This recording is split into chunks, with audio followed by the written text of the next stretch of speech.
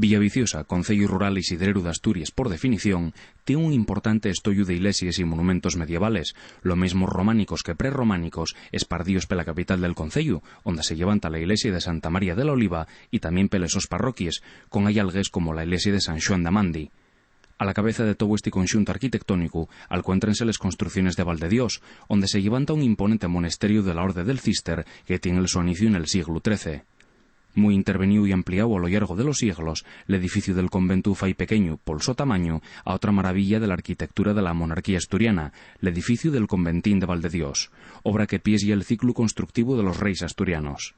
Mandado levantar por Alfonso III, último rey astur,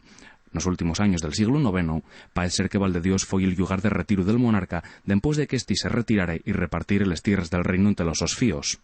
En cualquier caso, el conventín presenta una traza bien distinta de otros templos del prerrománico, llamando la atención por la verticalidad de sus proporciones y por la presencia de detalles propios del estilo mozárabe, anticipándose al románico.